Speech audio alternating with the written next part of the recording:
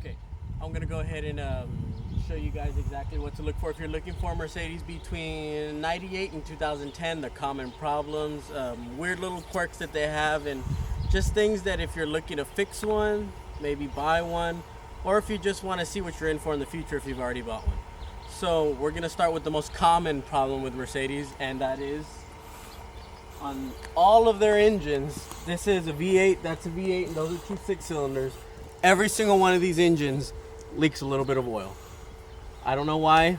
It's just something that they do. It's their engines are, the rubber that they were built with just is not that great. Usually the first common issue that you'll see is oil leaking from the valve cover gaskets, and you'll see oil leaking from the rear main seals. Now we're gonna move on to the next issue that they usually have, and it's starters. For some reason, they just do not like their starters. This one actually is on his second starter already, and this starter is already beginning to have problems. It has nothing to do with the engine or the transmission. It's just something that happens to him. Another thing that usually goes out only on these engines, on the M113 and the M112 engines. The only thing that really goes out on those is the alternators. The alternators usually tend to go bad on them, usually around the 80 to 100,000 mile marker. This one's already has alternator replaced. That coupe over there has had his alternator and battery replaced, and this one has actually had his alternator replaced twice. Thankfully, misconception is that these cars are expensive to fix. The parts are not expensive, and to do the labor is not as bad. As long as you're mechanically inclined, you should be able to do it. Now, we're gonna go ahead and move on specifically to each motor. So, the common problem with the M113 with the naturally aspirated motor, this goes for the 4.3 and the 5.0, is these air inducts usually start to get brittle and break. I don't know if you can see it, but it's falling. It's right here. These little inducts are falling apart. I just took a piece off right there. Another thing that happens with them usually is you'll get oil seepage underneath the valve cover gaskets on this side, and obviously on the other side because it's a two-bank engine. Usually that's just fixed with valve cover gaskets. They're cheap and it's time consuming, but it is possible and with basic tools. Now we're gonna move on to the M273 engine. This is the newer version of that engine. This is the 5.5 liter V8 naturally aspirated. The issue with this engine usually is the timing guides. The timing guides on these, sometimes they wear out a little thin prematurely.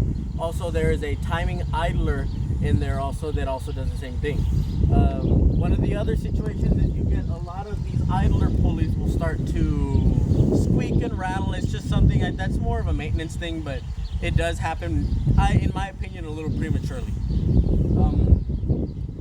The other issue with these engines, if I'm correct, is the catalytic converters. There you go.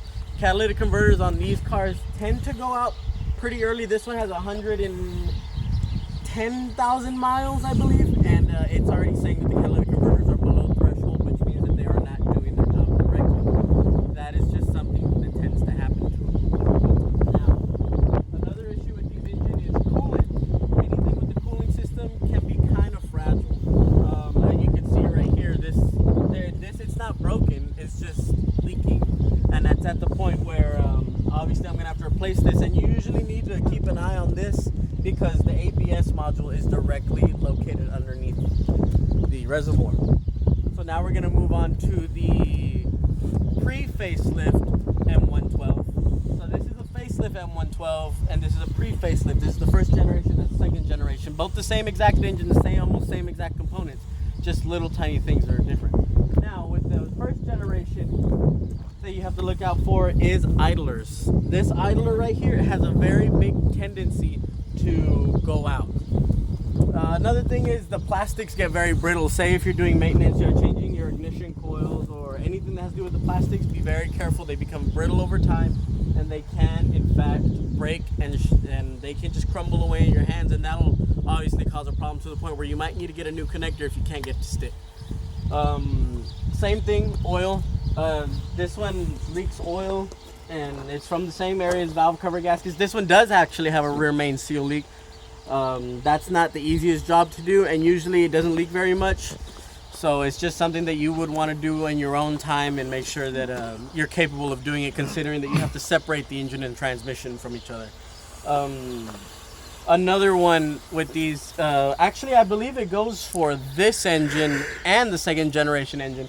Both of these have 722.6 transmissions. They're both 5-speed automatics, and they both have a conductor plate with an electrical plug at the transmission. Now the seal for that conductor plate will go bad. What happens is it causes fluid to go up through the wires. Only Mercedes is capable of messing this up that bad. It will cause transmission fluid to climb up the computer wires into the transmission computer itself. And the only way to really fix that is you replace the transmission computer, up the outboard transmission computer, and replace the seal. The seal's very cheap. I believe it's a whole plug, and it costs just about, I want to say about 10 bucks, 11 bucks. In the computer, you can get it for about $70. It's kind of a generic monitor. Now we're going to move on to the second generation M112. The second generation M112, the number one problem with these alternators. These cars do not like their alternators. This one is already on its second one, and it has, I believe, less than 80,000 miles on it. It's just something about the way they were built. Same thing with the batteries on them too. You got to be very careful, because if the alternator goes bad, usually it actually ends up killing the battery at the same time. But other than that, these second generation M112s are pretty much bulletproof. As long as you take care of it and do your maintenance. All these cars are pretty much bulletproof as long as you do your maintenance on them. Now we're gonna do kind of a generic thing that they all have issues with. Obviously, I spoke to you guys about oil. They do leak oil. It's just something that Mercedes engines do. Now, vacuum lines. Vacuum lines on Mercedes get very brittle very quickly over time, and they can cause lean conditions, poor running, light stuttering, you know, it's normal things. Anything that's rubber around the engine or around the transmission, exhaust, is just not, were not made very well. Everything else is fantastic, but unfortunately, vacuum lines, gaskets, I mean, even this brings me on to the next section. Mercedes have issues with control arms and suspension components, as in prematurely they begin to start making knocking noises. Usually it's the bushings that go bad on them. I blame that to the fact that these cars are heavier than the average consumer vehicle. I mean, take this one. I believe this one's just a little under 5,000 pounds. So that's gonna wear out your suspension pretty bad. Another thing that you look at with these is usually that sometimes they have electrical gremlins. One that's really popular within Mercedes is ABS, ESP, ASR, and if I'm correct, the brake light. Those sometimes will come on these vehicles all of a sudden, and usually it's something simple. If it's just a sudden thing that happens, you're looking at maybe a wheel speed sensor has gone out, or a body leveling system if you have air suspension like these two right here. On those, you're usually looking, if you have a standard coil system, then you're usually looking at just it's just a wheel speed sensor most of the time. Worst case scenario, your ABS module has gone out, which thankfully is something that you can actually replace quite easily. Of course, you would need to bleed the brake system and everything like that. So let's go ahead and go around to the other side of the vehicles, and let's talk about the cosmetic problems that happens with them. So on these older W220s, or any Mercedes from between about 2000 to 2006, they have very, very, very brittle and soft over time the window seals. They tend to go out and crack, and that is just something that happens to them. Usually you can fix them with just putting a bit of a rubber sealant right here. Usually this window doesn't move, obviously, so it wouldn't cause a problem. Now, this is specific to the S classes. This next part is specific to the S classes, specifically this one. One issue that tends to happen with these cars is the engine components on it sometimes will cause a heat system inside of it. Now, when you have this kind of a vehicle, they have I believe it's called a pneumatic system, and what it does is it uses a valve block and air to control different solenoids. Now what you're looking at here is you're looking at doors that can close by themselves, but because of the fact that it's an older vehicle and the rubber isn't that great, you can actually mess them up if you're not careful. If you can hear this, that is the door attempting to close, but it can't because it's got a blown line in the valve block. So there's that. Now that's really the only kind of gremlin in the convenience part that you'll have with this kind of vehicle. Now with this vehicle, it's more reliable. All the components are more electric. Like in that one, the door locks are air. The door locks are electric in this one. So and this one, really, actually, these models are pretty reliable as long as you do your maintenance on them. And of course, early signs, if something's going on, if you can always catch it early, it usually doesn't turn into a big deal. Now, one problem that you do get with these vehicles is air suspension problems. It's just something that happens with them over time. Like I said, they're heavy vehicles. They're going to wear out the air suspension. Thankfully, you can actually get a set for about $400, which is probably way less than a lot of people thought it was going to be. Now we're going to go ahead and move on to this one. The main issue with these is just the rubbers and the seals. The rubber and the seals tend to get gritty and they seem to fall apart. And it's just something that tends to happen to older Mercedes, like I've said about all these other ones. But in reality, these are very reliable engines. I mean, I've had this car since I want to say, a freshman in high school. And I drove it like a freshman. I beat the crap out of this car. And it still runs and drives perfectly fine today. Now, one thing you do have to look out for these is transmission problems. These things do tend to have transmission problems. A little early on in life, about 150,000 miles, they seem to have transmission problems. Usually it's solved by just doing a regular flush, changing the filter, and just basic maintenance like that. Sometimes it can become a full-on replacement. Thankfully, these transmissions only go for about $500 used in a low-mileage vehicle. And this one, the main problem with Mercedes convertibles is their tops leak. Their tops have this cloth on top, and then they have a Kevlar bottom. And the Kevlar bottom on these vehicles likes to let go of the seal that it has with the cloth. And once it does that, and if you actually have it moving, it can tear the Kevlar because the Kevlar is just loosely pulled in there.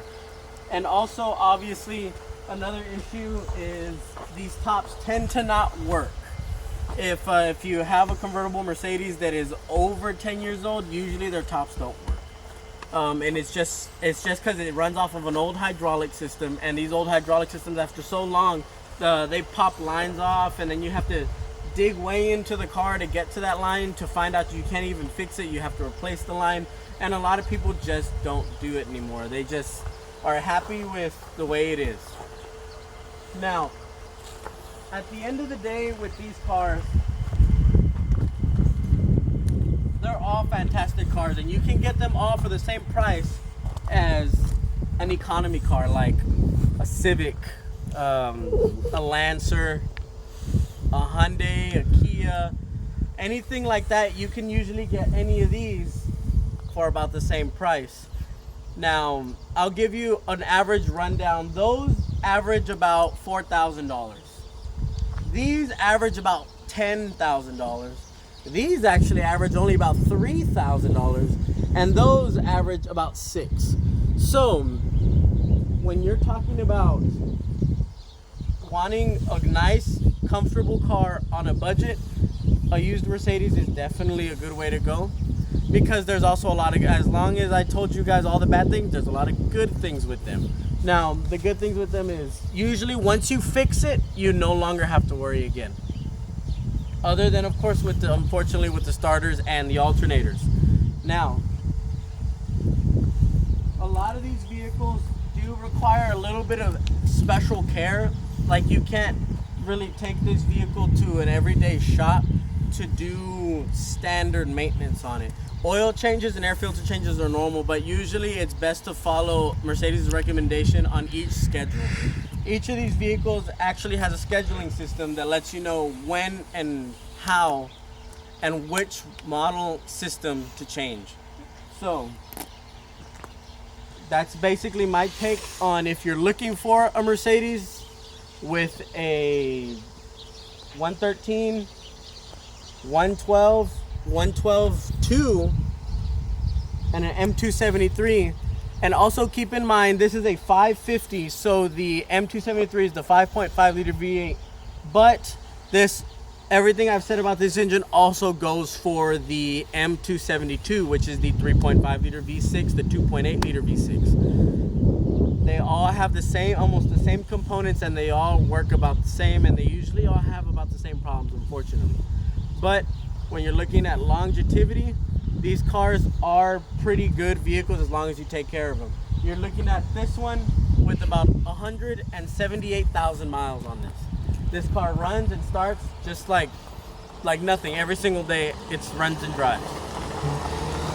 Same thing with this one. Runs and drives every day, doesn't have an issue with it. This one, obviously I've been driving since I was a freshman. It's never broken down in its entire life. You know, knock on wood. This one was used to go to a work at construction for almost an entire year. And obviously it's still here. It still runs and drives perfectly fine. It's only ever broken down once. This one's never broken down, that one's never broken down, and that one's never broken down.